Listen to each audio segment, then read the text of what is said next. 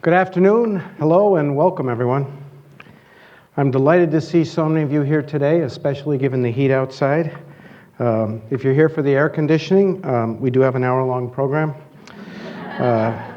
I know we have a number of our community who are attending on the live stream, so welcome to the virtual community as well. We're just a few weeks into the new academic year. It's a demanding time for all of us. It's also a time when we're bringing fresh energy. Hopefully you all had a great summer. New ideas and perspectives, and it's a chance to start to work together again this academic year. So the first thing I want to do is thank you, not only for what you do for GW, but also for being an active participant in our future today. We are at an historic moment in the life of our university, full of potential and possibilities, change and challenges. Today, we officially launch our formal strategic planning process, which will guide GW's direction over the next 5 years, leading us toward our bicentennial celebration in 2021 and shaping the institution we present to the world at the threshold of our third century. This discussion kicks off our planning process by gathering our community for three things. First, to summarize where we are today. Second, to outline what we need to do together this year. And third, of course, to take your questions. The first important understanding at the center of our planning, the thing that allows us to have this conversation about our future today is this.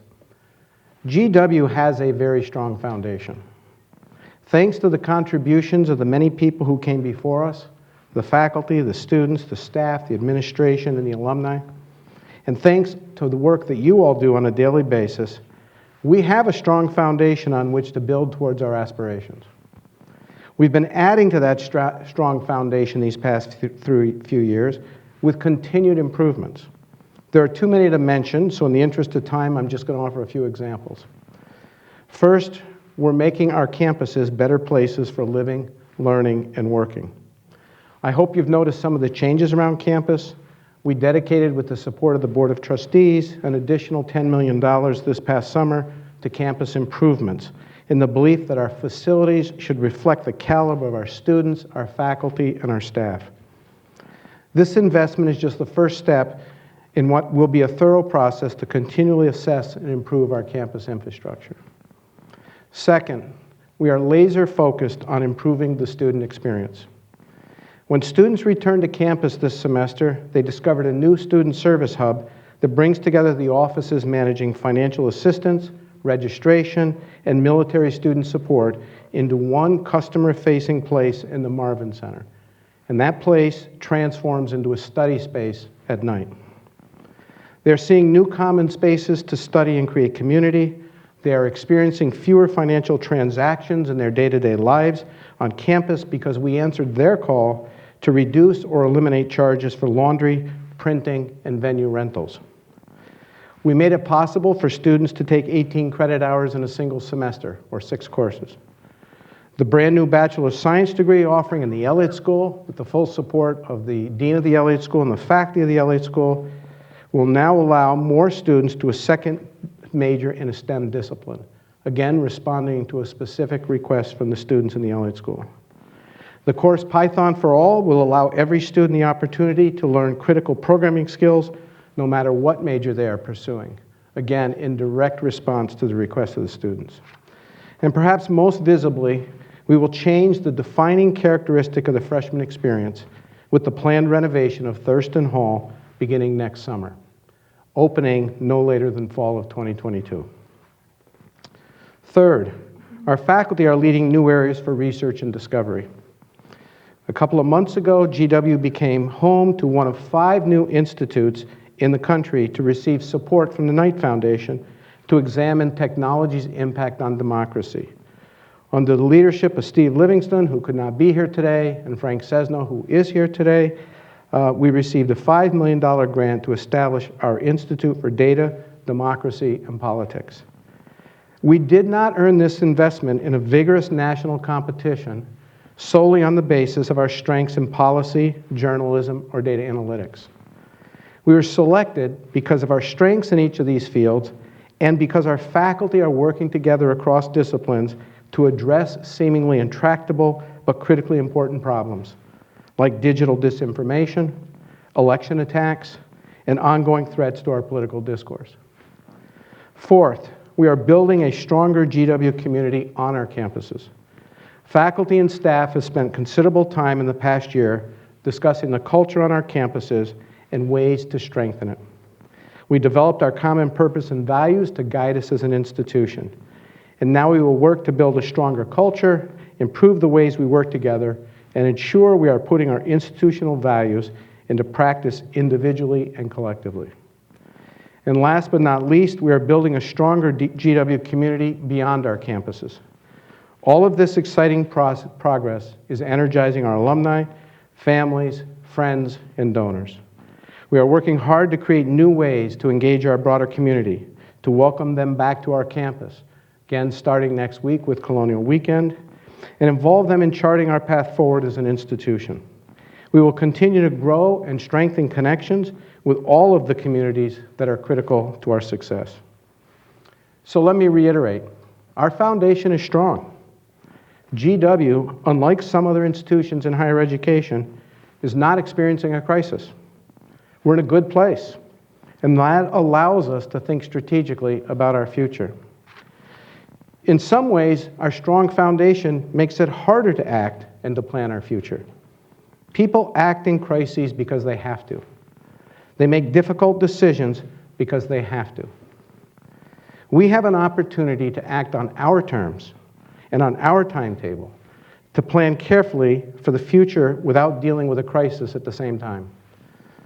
And we have an opportunity to see ahead to the institution we want to become, to anticipate our role in the ever-evolving world around us.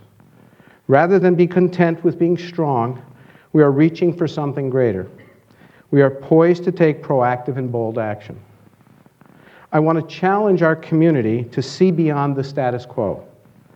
Together, let us look at our strengths and opportunities unbounded by the here and now. Let us imagine how we can become the university the future demands and to which we all aspire. We have a choice as we enter our third century. Over the past 2 years, I have heard loud and clear the need for us to reach higher and be better. In our conversations, the community has made clear that we aspire to preeminence as a comprehensive global research university. That's a lofty goal. But for GW, it's a worthy goal. So what does that look like? That's what we must now determine. We have developed a framework for planning our future, but we need to design the specifics together. That means we need you to be involved. My number one goal is for you to walk away from this gathering today feeling inspired and ready to engage as the strategic planning process unfolds. But first, let me summarize how we got here today. During my first year here at GW, I listened to you, and together we developed a shared aspiration. We came together in town halls and in many meetings with faculty, staff, students, alumni, and trustees. And I can sum up in 3 words the feedback that I heard from all of you. Better, not bigger. During our meetings, I would also ask, does this statement accurately reflect your view of GW? The statement is, GW aspires to preeminence as a comprehensive global research university. The resounding response in every single gathering was yes. I want to break this statement of aspiration into its component parts. First, preeminence. This community really wants excellence to be our goal. Many of you pointed to areas where you felt we could improve, and many of you pointed with pride to areas where we have incredible strengths already. Many of you also pointed out other areas where if we aren't aiming for preeminence, why are we bothering? Comprehensive. Comprehensive is our belief that knowledge is built on the strength of many disciplines, that discovery happens in the Corcoran School of the Arts and in the Science and Engineering Hall, and that a GW education offers an experience that embraces a broad understanding of the world. Global is the impact, the reach of what we do here. It is the view our students have when they graduate. It is the horizon of so many of our faculty and alumni, and it is the power of the capital that we call home. And finally, research. Research has always been and will continue to be core to our mission as a university. It is through research that we generate new knowledge, new solutions for the world. We have been and we will continue to be a research university. So there it is, our aspirational statement. GW aspires to preeminence as a comprehensive global research university. Moving on to this past year, my second year here, we did a lot of work to understand the university's resources. Any realistic plan must be grounded in that reality. So along with articulating our shared aspiration, I'm responsible for finding and aligning the resources to help us get there. Thankfully, we have a healthy endowment with strategic investments in real estate and other areas. We have an annual operating budget of about $1.4 billion. We raise more than $100 million in philanthropy each year. We have resources. However, over the years, we have allocated these resources in ways that result in too little discretion. Too little is a euphemism for none. Without discretion, there can be no aspiration. We need to be able to deploy our resources where they will make a difference. We need to be responsive to the needs of our community. From the $10 million of additional funding we received for our campus facilities this summer, to funding for faculty research, to student services like laundry and printing. And we need to be able to make significant investments in our future. So what are those specific needs and what are our wants? I asked some big questions, thought experiments, to get everyone in the community thinking about these issues. For example, our Foggy Bottom campus in the heart of DC is incredibly valuable. Knowing the value of our location, how do we maximize the potential of being right here to get the most out of this precious resource? Another question I posed was, what should we do if we were so lucky as to receive a $1 billion unrestricted gift? Now, that's not currently on the horizon, but in the meantime, the thought exercises focuses us to think carefully about what we want to be and what our next investment should do. I also asked, with a compact urban campus, and in the face of a headcount and residency requirement, what is the ideal size of the faculty and student populations? And where should we invest in our academic and research missions to have the most impact? From all of these discussions, we developed a basic framework to support our planning process. Now, there are two ways to approach a strategic planning process. We could begin with a blank piece of paper and invite any and all ideas. Or we could begin with an initial framework and a couple of strategic directions. In consultation with the academic leadership and the Board of Trustees, we chose to start with an initial framework that we based on what I've heard from you over the past 2 years. The framework, which you can see on the screen, but you probably can't read from there, it starts with our aspirational statement, what we are building towards, preeminence as a comprehensive global research university. It includes the context for our work, which is our university mission statement. The framework also includes the foundation of our work, our values that were developed through the Culture Initiative, integrity, collaboration, courage, respect, excellence, diversity, and openness. It includes the understanding that all planning must take place in the context of responsible stewardship of our resources. We will not take our endowment and go to a casino and bet on red 10 consecutive turns in the hope of garnering the resources that will allow us to achieve our aspirations tomorrow. That would not be a responsible approach. It's not the approach we will take.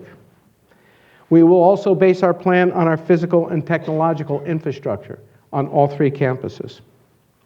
And of course, our continued progress on the 5 strategic initiatives that were launched early upon my arrival that are the beginning point for everything we need to do to achieve our aspiration.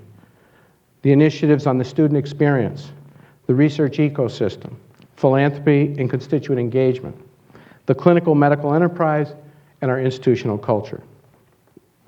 Now, in the center of this framework are 4 pillars: a world-class faculty, high-quality undergraduate education, distinguished and distinctive graduate education, and high-impact research. These areas are the components of every preeminent university, and these are where we must focus our efforts moving forward. So that's the framework. It's now up to us, across our schools and various units, to create a strategic plan to drive distinction and excellence in each of these areas in pursuit of our aspiration for preeminence. We don't yet know exactly what the plan will look like, and that is the work that we'll do together this year. But to reach our shared aspiration for preeminence, we must focus all of our efforts on quality. Let's be clear, we are in the quality business, we're not in the quantity business. With that in mind, there are 2 specific objectives that are critical to moving the university toward preeminence. The first is gradually right-sizing the on-campus undergraduate student population. This is essential to support the high-quality experience our students expect and deserve. During the past 5 years, we have grown our on-campus undergraduate student body significantly, stretching our facilities, services, faculty, and staff to accommodate that growth. Now we need to right-size the on-campus undergraduate student population by reducing it by 20% over 5 years. And the second objective is to increase our commitment to STEM, specifically by increasing the percentage of undergraduate students who complete a STEM major from 19% to 30%. We continue to see the power of science and technology to revolutionize the way we live our lives and how we do our work. Consider this. In 2011, the Washington Post employed 4 engineers. In 2019, the Washington Post employs 300 engineers. Reporters power the Post, but engineers help them get their stories to readers, listeners, and viewers around the world. The world is changing, and STEM is an accelerator. We should all want every student at this university to have access to the skills necessary for the quantitative analysis of data using technology. These skills are transforming every discipline and even the nature of work. Regardless of a student's field or industry, their success in the modern world requires this knowledge. This objective can be achieved in many different ways. It will include first and second majors, for example. It will be up to the planning process to recommend how best to achieve this objective. Now, I want to emphasize that our STEM aspiration is an and, not an or, effort. GW is known around the world for our exceptional strengths in political science, journalism, law, public policy, and many other areas. We have no intention of undermining what has defined this university for generations. In fact, just the opposite. We need to enhance our strengths in these areas. We must bring together expertise across an array of disciplines to compound the influence of our traditional strengths. Our new Institute for Data, Democracy, and Politics is a prime example, with its team of researchers spanning political communication, journalism, physics, international affairs, computer science, and engineering. We entered into a national competition against the best universities in the country, and we won because of this unique combination of strengths here at GW. So let me be clear. In right-sizing the undergraduate population and increasing our focus on STEM, we have defined but 2 discrete objectives for our future. That does not mean that we have defined precisely how these objectives will be achieved or limited the plan to these 2 objectives. We have a lot to figure out together about how we want to achieve preeminence and what specific actions we must take. And that brings me to this year. Now is the time to chart our path to preeminence. Now is the time to be intentional and purposeful. Achieving our aspirations will not happen without deliberate action. We have the chance to think big and be bold, but we must choose to lead. Today, I am announcing the formation of 4 university committees, one for each pillar of our plan. Each committee will include faculty, staff, and students, and will be charged with 3 main tasks: gathering input from our community, assessing the current state of that area of our work, examining best practices, and proposing recommendations to achieve preeminence and identifying challenges to doing so. I'm delighted to announce that we have chairs and vice chairs for each of these committees who have agreed to serve. On the Committee for World-Class Faculty, the chair will be Scott Keefe from the law school, with the vice chair Nancy Gaba from the School of Medicine and Health Sciences. Our high-quality undergraduate education committee will be chaired by Gail Wald, the chair of American Studies in the Columbian College, and the vice chair will be Jason Zara from School of Engineering and Applied Sciences. Distinguished and distinctive graduate education, the chair will be Carol Siegelman, who's a professor of psychology in the Columbian College, and the vice chair is Liesl Riddle from the School of Business. And then for high-impact research, the chair will be Alan Greenberg from the Milken Institute. He is also the chair of epidemiology in the School of Public Health. And the vice chair will be Diana Burley from the Graduate School of Education and Human Development. We are in the process and will continue the work to recruit the faculty, staff, and students to serve on these committees. And the full makeup of the committees will be posted on the strategic planning website at strategicplan.gwu.edu in just a few days. As I mentioned, the committees are charged with gathering community input. To solicit feedback from the university community, the committees will offer multiple avenues for engagement, including town halls and other meetings as determined by the committee. There will also be electronic forums for people to post to. More on this soon. Ultimately, the committee work will directly feed into the board strategic planning task force, and each of the faculty members leading a committee will join this task force. Committees will also provide regular updates to the community throughout the year, which will be shared with the Board of Trustees at meetings in October, December, February, and May. This work will be an important focus for this academic year. I hope by February to have draft recommendations from committees so that we can discuss with the Board of Trustees and align our budget planning for next year with our plan's goals. We will finalize the plan and seek board approval in May 2020. Now, this is my request to all of you. We need your ideas and input. Our future starts with you. We need your active engagement. Take advantage of the opportunities to get involved. If you are interested in engaging in the work of a committee or you want to submit ideas now, please use the feedback form on the strategic plan website. This site will be updated as more information about the planning process becomes available. I urge you to share your feedback on the site now and share it often. Share it every time you have an idea. Tell us what we have to do. Tell us what you think is the absolute worst thing we could do, and tell us why. This will be a rigorous community discussion. We aren't all going to agree on everything, and I welcome a robust debate about our choices. We are going to have to make some tough choices. The status quo is not a good option. The George Washington University is at the threshold of its bicentennial 2021. It's right around the corner.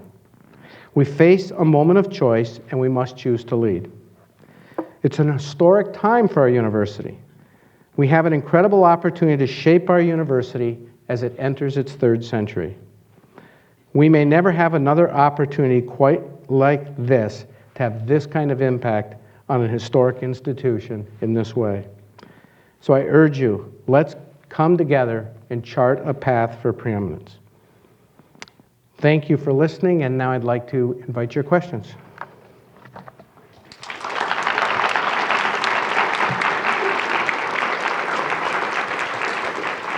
President LeBlanc, we will start with 2 questions submitted by our community online. Also, at this time, I invite anyone in the audience who may have a question to form a line behind me here, and in a moment, we will be calling on you. Our first question was submitted by a staff member. With the 20% reduction in undergraduate enrollment, do you anticipate either hiring freezes or layoffs to adjust in the reduction of revenue?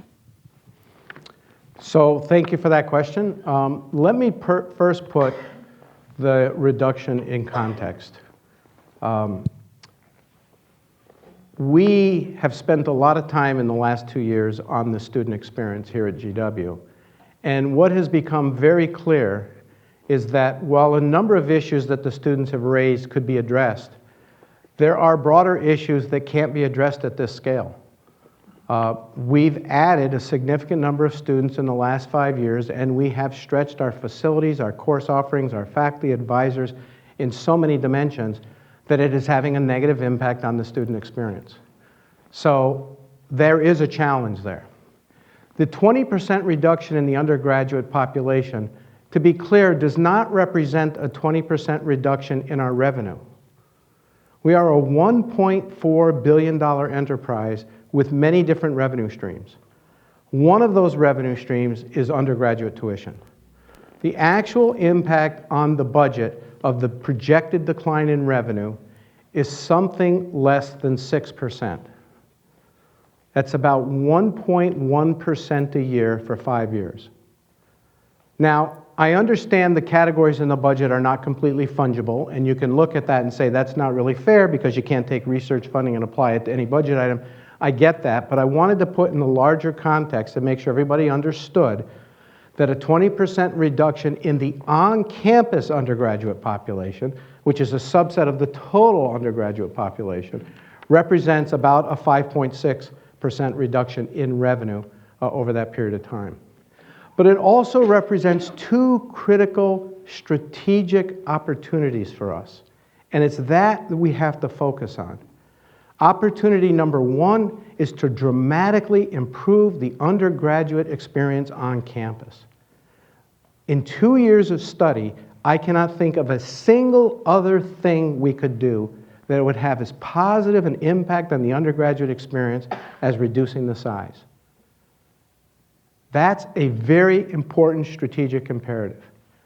The second strategic imperative, and going back to my earlier point, it's best to do this when you don't have a crisis. If you look ahead, higher ed has many challenges. And those challenges include changing demographics in the applicant pool. It includes smaller college-going classes in the next 5 years. The change from the Northeast focus on populations towards the South and West. There are a lot of changes coming down the pike. When you reduce the size of your freshman class, you reduce your vulnerability to those changes. And that's another strategic purpose. I want to also be clear that the STEM initiative has a similar strategic purpose. With a strong offering in STEM, more great students are going to be willing to apply to GW. And that will also give us a strategic advantage as the world changes around us. So there are a lot of issues related to the student experience, and there are a lot of issues in respect to strengthening our position in the admissions marketplace, both of which can be achieved by this. Now, we are going to forego some revenue. And those of you could say, who forgoes revenue? It's a crazy thing. Well, every time this question kind of comes up, I ask the question, well, if you're not willing to forego revenue, why isn't the freshman class size larger? Why did we stop here?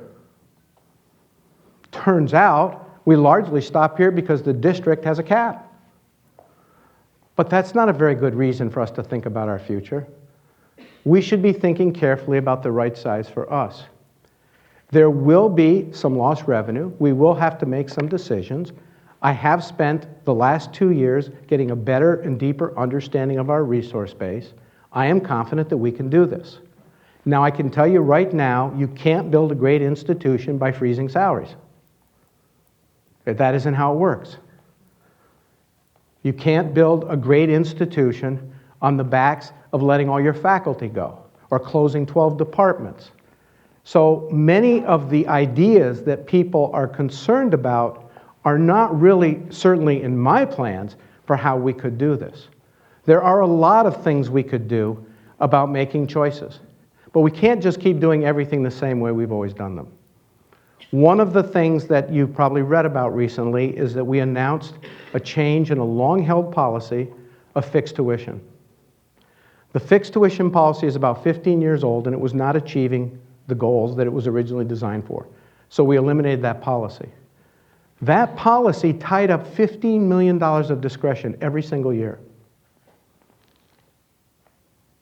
That's an example of looking very carefully at decisions that have been made over our history that are deeply embedded in our budget system that we can decide to do differently. And in doing that, we can create discretion. There are many such decisions that can be made, but I want to be clear, some hard choices are going to have to be made. We're going to have to trade off things. By the way, we trade off things all the time right now. You may not know what the trade-offs are, or you may not even have enough information to ask about the trade-offs, but we're doing it every day, right now. Let's do it together. Let's do it very thoughtfully. Let's do it with full information, where people know exactly what the pros and cons are of these various trade-offs. And I'm absolutely convinced we can do this effort without the kind of dramatic, extreme measures that some people are concerned about. But I do want to reiterate, it will require us to make some decisions. Thank you, President LeBlanc. We will now open to the floor to questions from audience members. We ask that you state your name and affiliation with the university and keep your questions brief to allow as many questions as possible. Thank you, President LeBlanc. My name's John Kehoe. I'm with University Events. We received variations of this second question from students, faculty, and staff. They asked, with the increased focus on STEM, how will GW continue to build on and take advantage of its historic strengths? How will GW continue to support and grow non-STEM disciplines? Great question. And I'm not surprised that it came from a variety of folks, faculty, and students.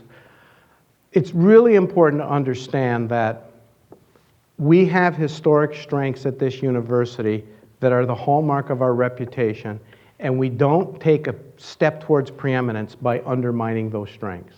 That would be crazy, and it's nothing I would suggest that we do. So STEM, as an increased emphasis, is not about undermining our historic strengths. And I also want to be very clear, this is organically coming from our community. I'm channeling the people that are here. I first became aware of some of these issues in my town halls in my first semester here, where I kept getting questions that seemed odd to me. Students kept asking, how come we can't take Python? I'm a computer scientist. I think Python's like broccoli. Everybody should have it. And I couldn't understand why they can't take Python. But we had some structural issues. Python was taught in engineering. Engineering is not typically designed for more general education approaches and outreaches. So we got together and we said, folks, this is something that clearly needs to be available. Every student who asked about Python was not a STEM major. Every single one of them was in one of our historic strengths. Political science, the Elliott School. The people who were in STEM majors were getting access to Python. It's the students who weren't in STEM majors who weren't. And I realized we've got to break this barrier down. I want to tell you a brief story. I was at the Capitol for our annual alumni reception, and a young woman came up to me and she said, I'm celebrating today because I just got my dream job. And I said, oh, what were you doing before this? She said, well, I was working for the RNC. Apparently not her dream job. And I said, what's your new job? And she described her new job, and I said, thinking, there's a GW angle here. So how'd you get your new job? She said, I taught myself Python. And I sat there and went, oh boy, she taught herself Python. Why? She was a political science major. She didn't have access to Python. She graduated, went to work for the RNC, found her dream job, and her dream job required this skill that we hadn't provided her with. So when I'm talking about STEM, I don't want us to think about a castle and a moat STEM. I want us to think about strengthening the education we're offering to every student here. Python is one course. I'm so enthusiastic about the BS in the Elliott School because 20% of our students are in the Elliott School, and because the Elliott School offered a BA and not a BS, students in the Elliott School effectively couldn't do a second major in STEM even though they kept asking to do it because of the dual degree complexities. With the quick action of the dean and the faculty, this fall, for the first time, the Elliott School is offering a Bachelor of Science degree. Every student who chooses that Bachelor of Science degree can now do a second major in STEM. Note, in none of these sentences have I used the word is forced to do a second major in STEM, is required to take Python. Organically from our community, they've been saying, please, the world around us is being dominated by STEM and technology. Help us gain more access to those fields.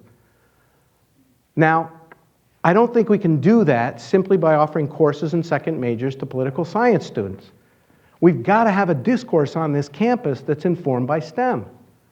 In my first meeting with the student government 2 years ago, so SJ, I don't even know if you were there, maybe you remember this. A lot of people raised their hand, had questions, so on. Finally at the end, a young woman stood up, and the first thing she did was apologize. She said, I really have to apologize. I'm in engineering, and I know I'm not representative of GW. Broke my heart when she said that. And those of you who are in engineering probably would feel the same way. So let's be clear. This is not about becoming Caltech and MIT. This is about moving from a true outlier status. There is no other private research university in the country, except one, that educates as few STEM majors as we do. We are a true outlier in a technological world. Now you might ask, where does the 30% come from? It turns out that after you get beyond the two outliers, which includes GW, the next smallest fraction in the country is 30%. It doesn't put us at Caltech and MIT, they're 95% plus. It puts us in the running of the next group. And the fact that when we're talking about STEM, this isn't a purist argument. They don't all have to be engineers. They can be Elliott School students doing a second major in a STEM field. We're trying to increase the discourse on campus that is informed by these disciplines. That's what it's really about. Now, given that, as recently as 7 years ago, we had about 10% of our students doing STEM. That's what made us a true outlier. Over the last 7 years, we've recruited a little bit differently. We built Science and Engineering Hall. We've attracted some different makeup a bit. We are now graduating about 19%. So we're almost halfway to the goal anyway. But I think this will strengthen the on-campus education. I think it'll strengthen the education of the many students who study in our traditional strengths as well as students who study in STEM alone. And it will broaden our applicant pool because students who want to be in DC and study STEM, American and Georgetown don't have schools of engineering. It is a true competitive advantage for us. If you want to be in DC and study in these fields, that's an advantage for us that we could take advantage of. So I want to be clear to everyone, this is very organic. It comes from the students and the faculty.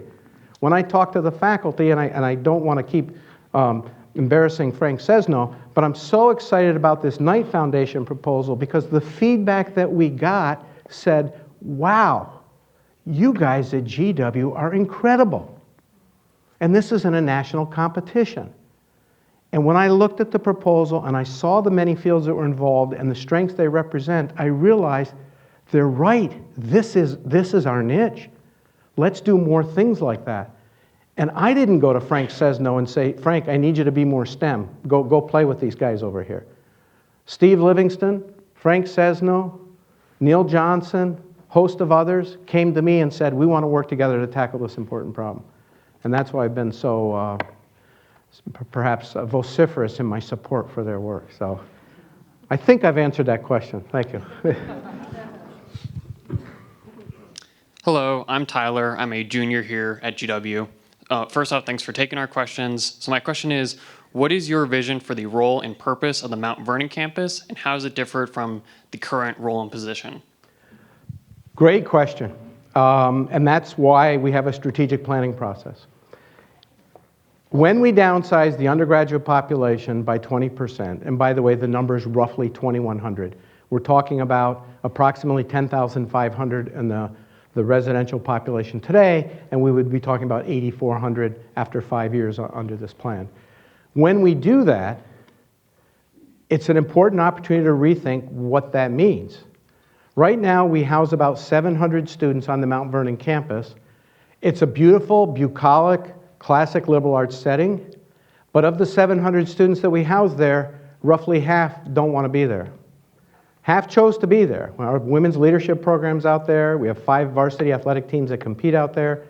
I met with 2 happen to be male students.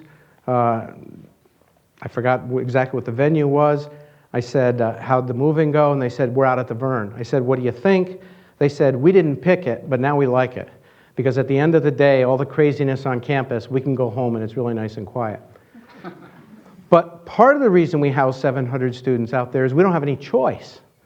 Because in addition, I think I may have mentioned this, in addition to the headcount cap that the district has set for us, the district also has a residency requirement.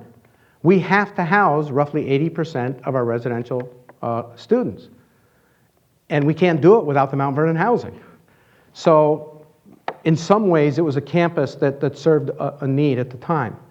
Now, if you remove 2,000 students from the student body, you don't have to house 700 of them at the Vern anymore. But the beauty of it is it now raises the question, okay, now we have no requirements, we have no limits, what should we do? I think that's a great thought exercise. I'm looking forward to it.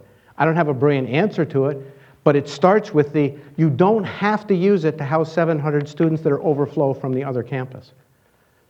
So I think that's a really exciting opportunity for us. I have a bunch of ideas, but I really want the planning committee to think that through. I will say we've talked specifically about these 4 committees.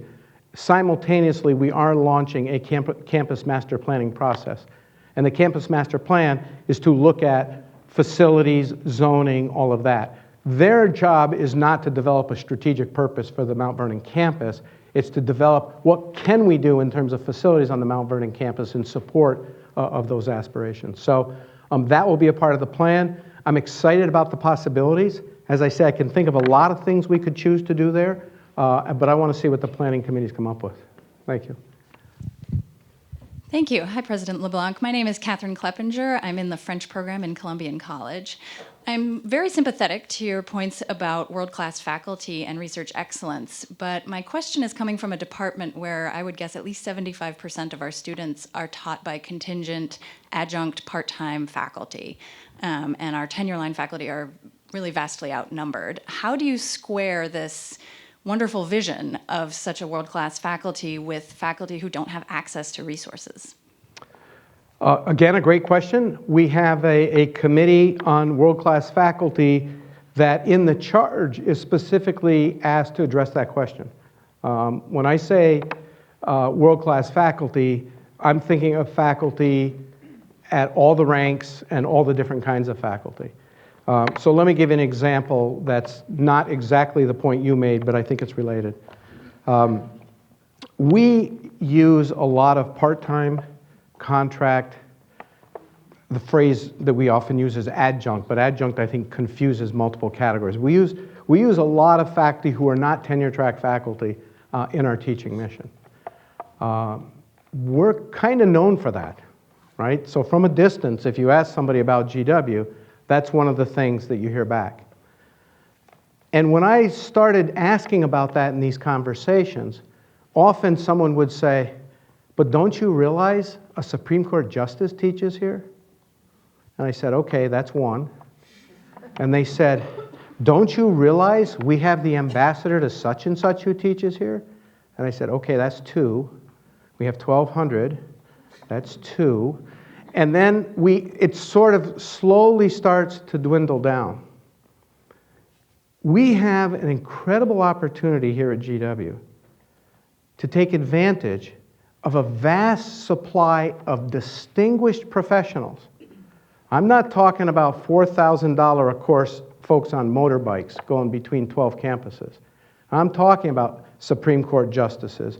I'm talking about former and current Congress people. I'm talking about that. We have a tremendous opportunity to have a group of faculty who create a GW-only education here in conjunction with our regular full-time faculty.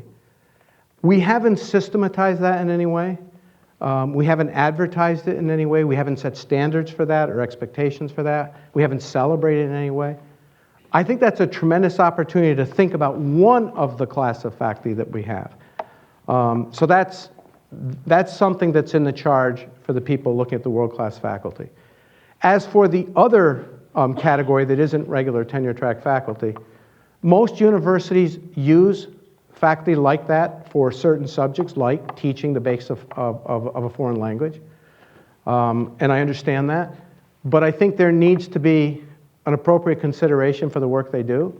My own personal preference, it's something I think we'll probably talk about, is I'd rather hire those folks full-time than by the course. I'd rather they have more stability in their job and more engagement with the institution. You have to figure out the numbers and do all of that. I understand that. So that is a part of the charge of the world-class faculty. It's really asking the question, and it's another one of those thought pieces, what should be the balance between the tenure-track faculty and the non-tenure-track faculty? Among the non-tenure-track faculty, what should be the balance among these distinguished practitioners that I described and folks that are earlier in their career? That's part of the charge for that committee. Thank you. Hello, Professor LeBlanc. My name is Bernard Wood, and I'm the University Professor of Human Origins. Nice to meet you at last.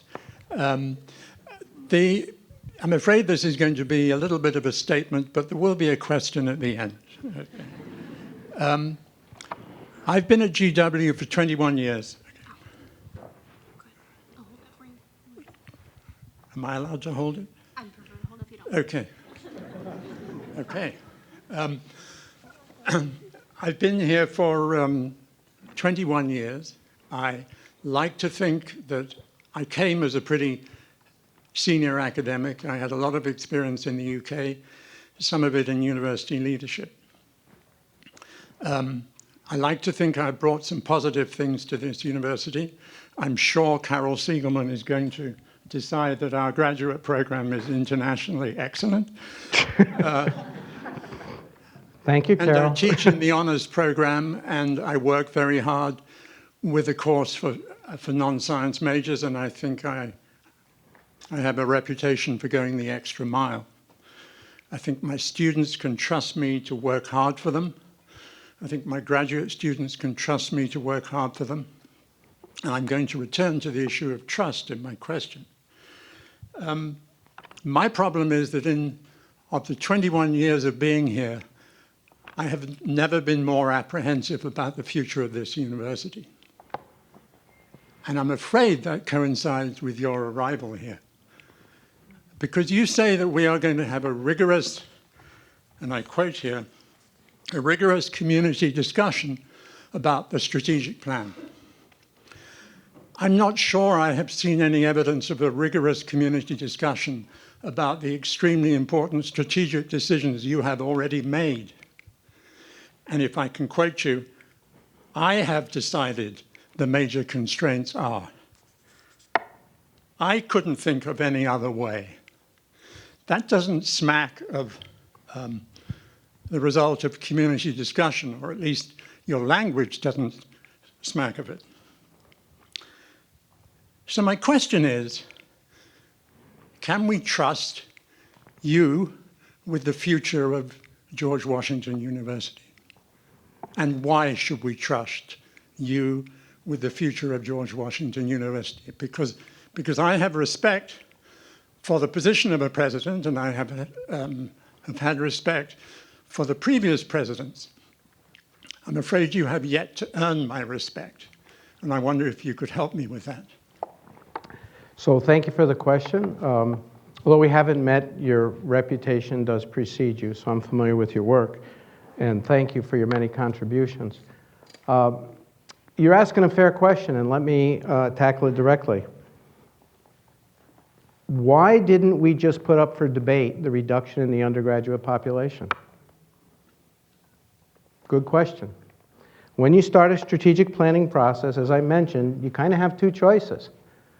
And there's variations. I don't want to make it sound so stark and binary. There are variations. One choice is kind of the blank sheet of paper.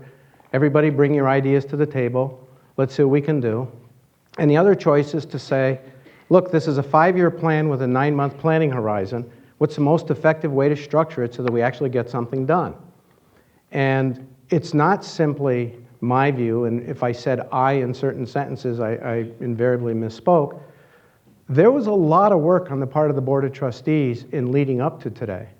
There was a lot of work on the part of the academic leadership in leading up to today.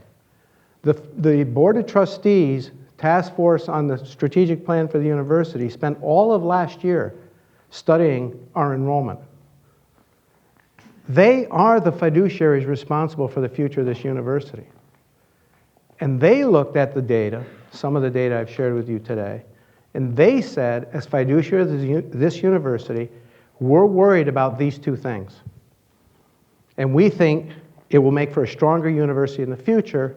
And so the work of that task force, again, done in consultation with the academic leadership, came to that conclusion, that these are things that we believe, we, the Board of Trustees, believe, are critical to the future of our university. Now, there's a ton of things to be decided, including exactly how we achieve these goals. But we didn't have a broad debate when we added 1,000 students. We didn't have any debate, as far as I know. And when I ask people, are you aware that while we are projecting a reduction, that we just added all of those students? And most people said, no, I wasn't aware. So I appreciate your point. I'll simply say it's a judgment call on how much you lead, how much you consult, how much you develop together. I think the president and the Board of Trustees have a responsibility to lead in certain aspects, to consult, to work collaboratively in a lot of aspects. And in this particular case, the decision was made at the highest levels of the university, not by me sitting in my office on my own, that this was a direction that we had to go in as a university. Now, I understand that it creates a certain angst. I respect it and I appreciate it. And that's why I think we need to have conversations that help people get comfortable with the idea of making decisions. One of the things I heard from this community over and over and over again was, we're not transparent, we're not involved, and we don't understand. Right? So I'm being very transparent. I'm telling you exactly the data we looked at, exactly what the data said, and where the leadership exercised its responsibility to lead, to make some initial decisions. Now, let me go back to the STEM issue. We literally have not said anything about how we achieve that goal. We haven't said it'll all be engineers, or it'll all be in biology, or it'll all be in experimental psychology, Carol. Right? It's now classified as a STEM subject by Homeland Security. Or it'll all be in econometrics, which is also classified as a STEM subject. We haven't made decisions in any of those dimensions. We've simply made a very broad statement. Education at GW at the undergraduate level needs to be infused with a greater emphasis on STEM than we've had in the past, because we are a true outlier in the national picture of universities. And it will benefit our students if we do it. That's a decision. The reduction of the undergraduate student population, again, I would say, if you look at a graph of the student population at GW, it looks like this. We've never done this, ever. We grew and grew and grew and grew till we actually hit the cap that the district imposed. For all I know, when that cap was created, nobody ever imagined we'd reach it. So it was really critical, in my view, and in the view of the trustees, to say, we have to put some markers on the page. These are the two we care most about. The trustees did not see, for example, graduate education in the same way. There was no analog to that growth at the university level. Now, individual departments may be seeing growth, but they're largely deciding on their growth. So there was no analog in the graduate education. There was no analog in the research. And I think if you think about the role of the trustees, as fiduciaries, we're actually doing something counterintuitive. It's amazing that the fiduciary responsibility for the university said, it's okay with us if you reduce the number of paying customers. I mean, that's an incredible vote of confidence in this university and where we're going. So I understand your view. I hope that through the year we'll have a chance to have more conversations about this, and in the end that you'll feel good about the outcome. President LeBlanc, we have time for one quick question. So this question comes from a student. How can we, as GW students, assist with the strategic planning process? So thank you for that question. We will be having students on all of the committees. I've already asked S.J. Matthews, who's here, thank you for being here, S.J., who's the president of the Student Association, to serve on the university-wide strategic planning committee. We will have both undergraduate and graduate students as appropriate. For example, an undergraduate on the undergraduate committee and a graduate student on the graduate committee. But the website will be open and available to students as well. They can post questions, concerns, just like anybody else. They can participate in forums like this, which I hope each of the committees will hold. So there'll be a lot of opportunity for them to have input. I especially hope they'll have input on the undergraduate piece, which affects them directly. And frankly, everything that we've been talking about and trying to do with respect to the undergraduate part of our mission has been to improve their experience. So we actively solicit their input already. That's how we made a number of the changes that we've made. They came directly from the students, and we will continue to do that, either through my meetings with SJ and her leadership team to hear directly from them, my office hours where undergraduates come and I hear from them as well. So there'll be a lot of avenues for them to participate both informally and formally. Formally by serving on the committees, informally through these various forums. Thank you. We also understand there's been a problem with the live stream, so we will have a link available on the website as soon as this is over. Does that mean to stop the live streaming? Yeah. Back up and down. Oh, okay. Technology. Guess we need more engineers. So let me close by, again, thanking you for coming out on what is a pretty hot day. I want to give a special shout out and thanks to the faculty who've agreed to serve as either chair or vice chair of these committees. I've seen many of you here, but I don't know if you could all make it. I want to thank you for that. And I want to once again invite your ongoing participation in the process. So thank you all for coming out.